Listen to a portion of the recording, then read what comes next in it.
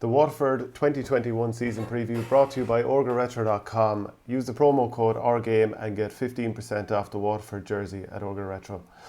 Michael Verney, we're going to talk about Waterford, and is it a little thing called second season syndrome for Liam Cahill? Well, I don't know. We've probably seen it a good bit in the past before. It'll be something that they'll be trying to prevent against. But they got such a bounce off him coming in last year. And particularly Mikey Beavens, I know, was someone who was spoken about an awful lot, particularly in the run-up to the All-Ireland final, and just how energetic the sessions were and how much they'd kind of change the mentality a bit. It's going to be difficult. Like, they definitely, maybe outside of themselves, they definitely exceeded my expectations, and I know they exceeded your expectations and the expectations of many.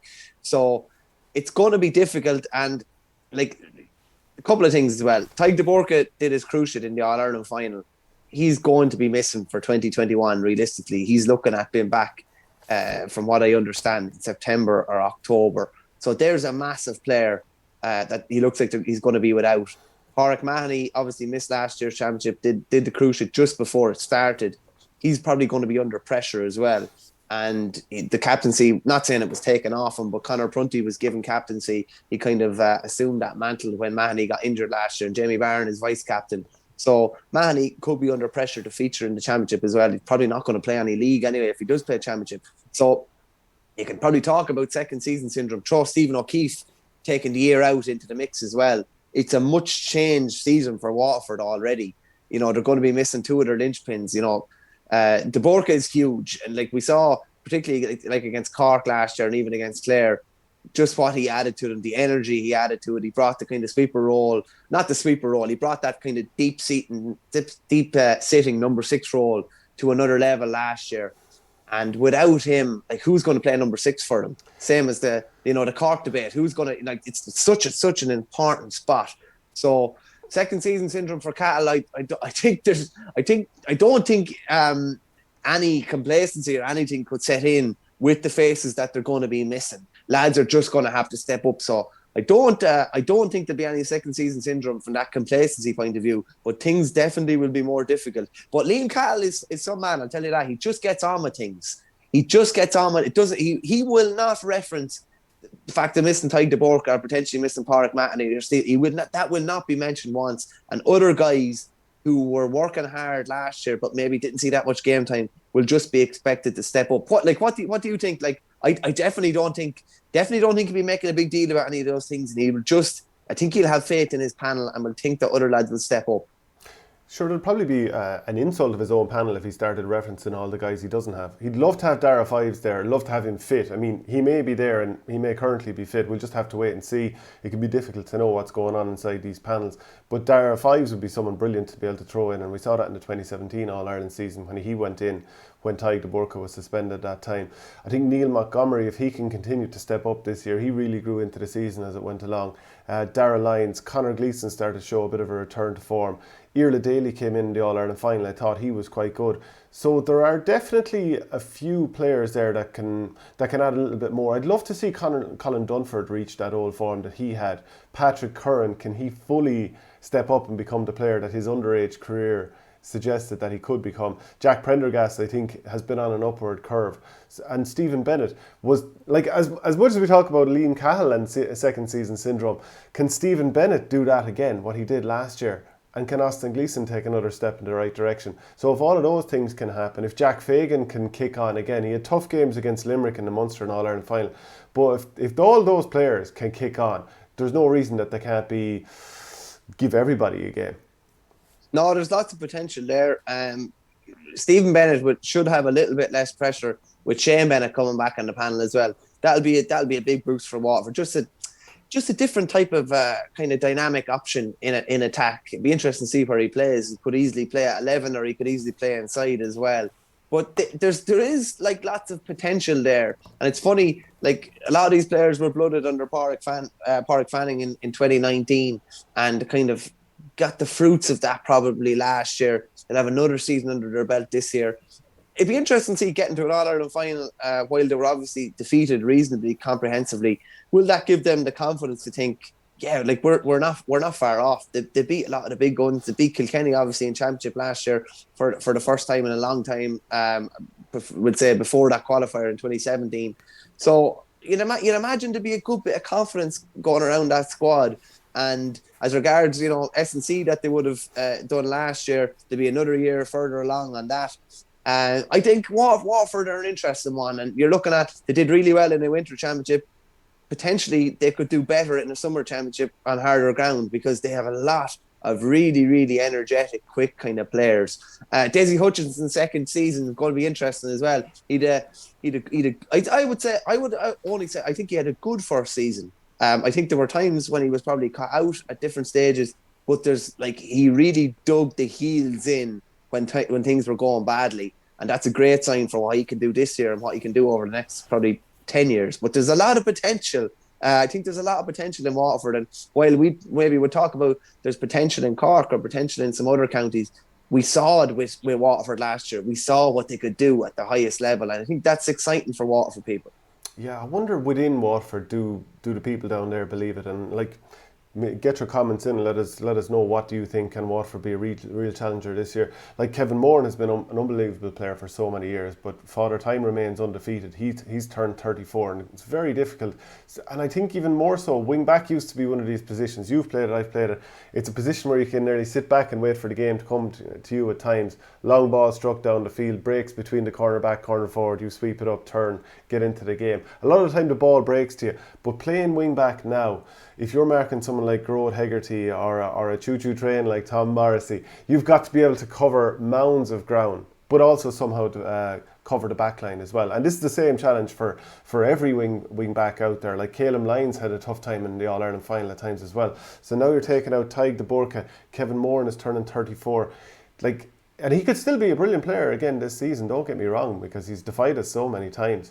But I think it's going to be tough from that point of view, and they need to find a really good someone to match up nicely with Jamie Barron at midfield as well. There's a couple of holes to be plugged there, I feel. There definitely is. I think the wing back thing you're saying there is interesting. You have to both stick and twist. You know what I mean? It's such a difficult, and that's why I think that anyone used to be able to play wing back. It's kind of changed, doesn't it? Yeah, no, it has. It used to just be, sit back. If you're half decent in the air, ball was going to be larded down on top of you. It's just, you have to be so mobile in the half-back line division now. Tell you, fair play to Kevin Moran, because the easy thing would have been to call time probably after being defeated in All-Ireland.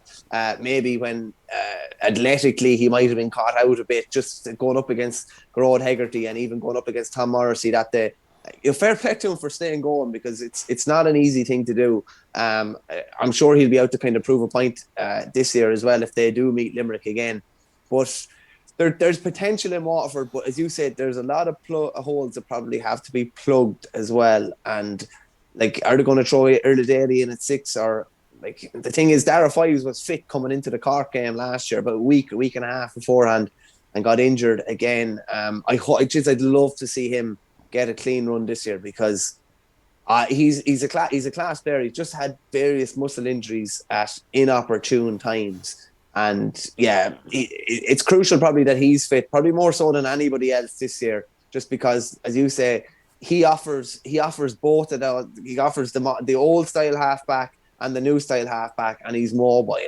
But the goalkeeper one is interesting too. Probably Billy Nolan's probably going to be in goals. Stephen O'Keefe taking a year out again. That's it's just it's a very new dynamic for a team. O'Keefe has been there for a long time now.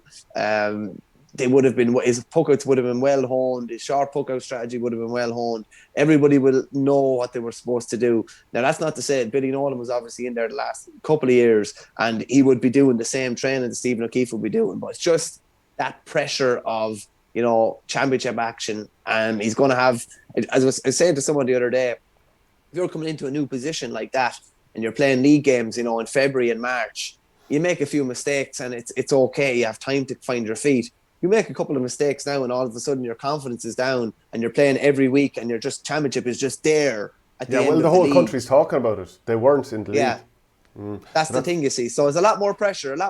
But Cahill will have guys like that very, very mentally steeled anyway. There'll be no softness or weakness in them anyway. So it'll be interesting to see, can they go one step further than last year? I don't think so at the moment.